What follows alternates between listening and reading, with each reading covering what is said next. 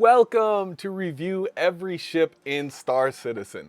We reviewed every ship in Star Citizen throughout the 2024 calendar year. This is just us adding new ones to keep true to our series name and provide a one-stop shop for every ship you need a review for. Remember, digital ships aren't imaginary. Digital ships are imagine necessary. This month's giveaway prize is going to be an RSI Perseus, thanks to the fine folks at Aerostar Capital for providing us with that. It's not very often that we get to give away ships of this magnitude, like ships that are super expensive, that most people would probably never purchase on their own. But we like to make sure that anytime we get that opportunity, we shout out the folks that either help us to achieve that or people who literally just give us the ships. Anytime that happens, we want to shout them out. So shout out to Aerostar Capital for that. To enter the contest, if you were a subscriber before December 1st, 2024, make sure you subscribe to Billionaire Ninjas, leave a comment on at least one video, and like or dislike at least one video. If you're subscribed during December, share a video on at least 2 social media accounts and leave a comment on every video from this month. Winners have 2 weeks to claim their prize. Members collectively have a greater chance of winning just for being members. So if you're subscribed, consider hitting that join button. And if you're not subscribed, I appreciate you hitting that subscribe button. For the full giveaway details, make sure you visit our Billionaire Ninjas Discord or our social media at Ninjas Leap. Today, we return to the Crusader manufacturer, and the next ships are the Crusader Intrepid. We have the Intrepid, which costs $65 standalone, $60 Warbond, and $60 at concept. The cost in-game is unknown. It's a versatile starter ship and light hauler built with the true Crusader quality. The Crusader Intrepid.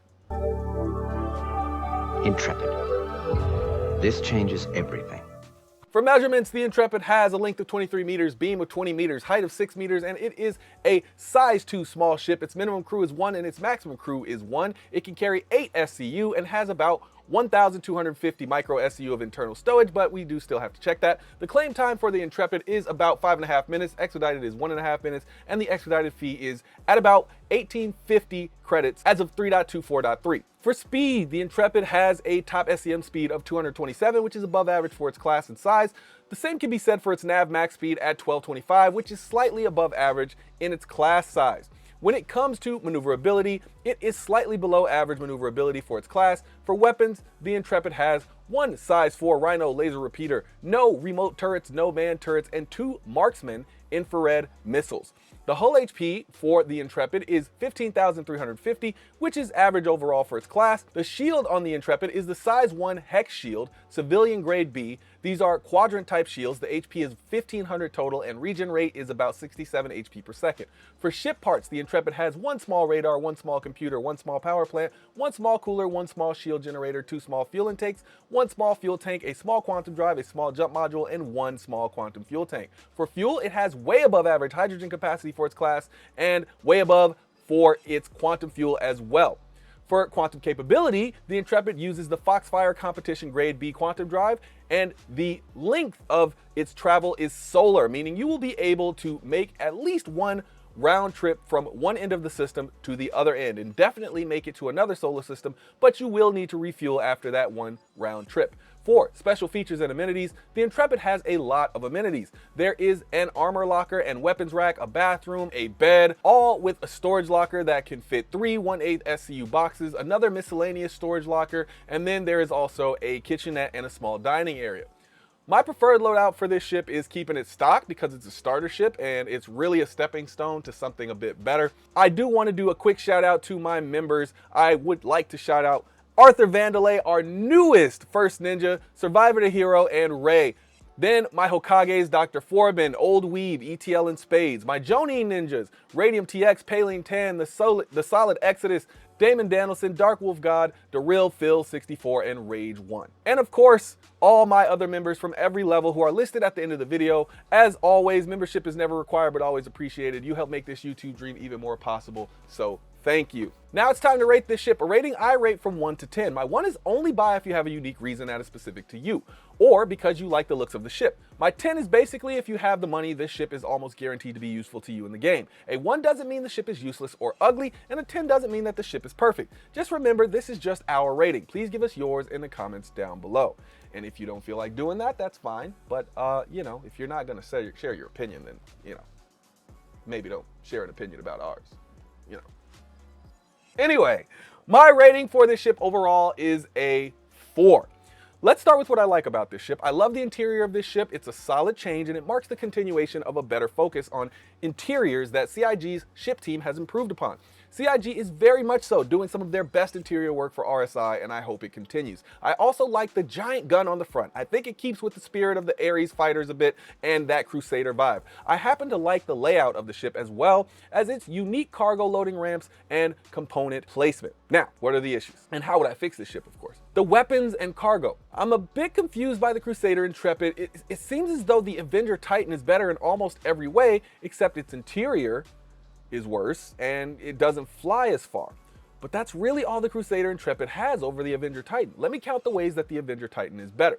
It has not only a size 4 that comes standard with the Revenant, which is better than the base weapon on the Intrepid, which is a Rhino. The Crusader Intrepid only has that Rhino, but it also adds 2 size 3 Omniskis. It also has size 2 missiles, and then it comes with 4 of those instead of just 2, which the Intrepid only has the size 1. It also has 2 shields and 2 coolers, where the Crusader Intrepid only has 1 cooler and 1 shield. The Titan also is faster and more maneuverable. The Intrepid is tougher, I'll give it that, and it's by a decent margin. However, that's pretty much the last thing that the Intrepid has over the Avenger Titan. It feels like it's a $45 ship masquerading as a $60 or $65 ship, which doesn't make a whole lot of sense. The Intrepid easily could outpay something like the Drake Cutter, but it's $60, and that's what really kills it. If it was 50 or 45, even 55, that might have been a deal. But at 60, 65, I just don't see why anybody would get this instead of an Avenger Titan. Now, it does have better range. It's slightly tougher. Like I said, it has that better interior. But is that worth not having all the other things that I mentioned about the Titan? I mean, I don't really need to compare it to anything else, but you could compare it to some other ships at its price point, like the Sulian, which is going to be the faster ship and the more unique ship. You could compare it to the Arrow, which is just going to be a much better fighter and faster fighter, but it doesn't have that interior. You could compare it to something like the 315P, which might not go as far, but now it adds a tractor beam, and now you get 12 SCU of cargo and have the better scanning. I feel like the ship team did a great job on this ship. I just feel like whoever decided on the price kind of destroyed the value of it. If this ship was $45, it would have probably got a 7 or 8 from me, because it's a really cool ship, but it's just not worth that $65. I can't justify that. Not when the Avenger Titan exists. And please don't nerf the Titan just because I'm talking about how great of a ship it is. Maybe just make this ship a little better. There's things you can improve to make it balance out that $60 to $65 price. Now, you can't add cargo to it or anything like that, but maybe you can make it faster. The range, I get that the range is one of the things that's great about it. Make it even more tough. Make it so ridiculously tougher for this price range that it makes sense as this is the tough one. And I would love to look at the Intrepid and say, this is the tough ship, right? This is the ship that will outlast other $65 ships. You could even make it just hyper maneuverable or something like that. Just look at the Avenger Titan and balance it towards the Avenger Titan, and I think you'd be okay. So why is it a 4? The ship is really a victim of its pricing, like I said before, but I also don't particularly like the exterior of the ship either. I think it's a little too boxy and it kind of looked 2D from certain angles. Is this some type of thing about just how good the Avenger Titan is? I don't know, or maybe it's how good the 300 series is. Maybe they just made those ships too awesome. But it feels a bit weird to take points away from another ship because some other ship is just too plain good. But that's kind of what we have to do here, because when I'm trying to do these reviews, I'm trying to get people to understand what the value of the ship is I'm reviewing. Now, value is completely subjective. Of course, you can come up with your own score. You can decide, hey, I don't even like the way you score these things, but that's what I consider value, but it's not the only thing I consider. I consider the looks of the ship, I consider the utility of the ship, and I compare it in its class. And this ship, when you compare it in its class, it's just not up to snuff as far as that price. But it could have been in a better range of ships if it had been priced even $10, $15 less, and then I think you would have a case for it to actually be where it sits, and it could have really been a middle ground between the Cutter and ships like the Avenger Titan, where it's like, okay, I see why this ship exists, but at that price point of $65, it's really hard to justify. I imagine using this ship as a point A to point B ship. It seems like it will be low cost to operate. So if I need to go somewhere, but I need to sleep on the way, make food on the way, maybe store a few items, but not a whole lot, and maybe bring a few SCU, but again, not a whole lot. I know it's gonna be a longer trip. That's the type of area I could see using the Intrepid. The Avenger Titan isn't really a long range ship, but then again, it's again a starter ship. You shouldn't really be doing a whole lot of long range things in a starter ship because most things just don't require you to go that far, except when you're doing cargo missions. But again, there are other ships that to me make more sense at this price range. So it really is, you know, a kind of boggling the mind thing when it comes to the price of the Intrepid. But I know you're here for our ratings, but if you really want a ship, go buy it. We won't stop you. Or even better, all ships can be earned in game once the game releases, and some you can purchase in game right now. These are just our ratings, but when you spend, it's your money. My opinion, skip the Intrepid, get yourself an Avenger Titan, or take your pick of the 300 series from Origin, or the Avenger Titan, or any of those variants, actually, to be completely honest with you. Unless you really, really love Crusader and you really, really dislike Origin and Aegis, then of course I can understand why you would get the Intrepid.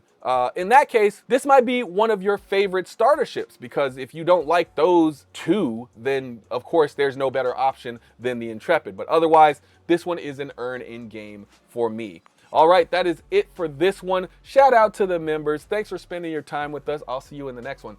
Peace.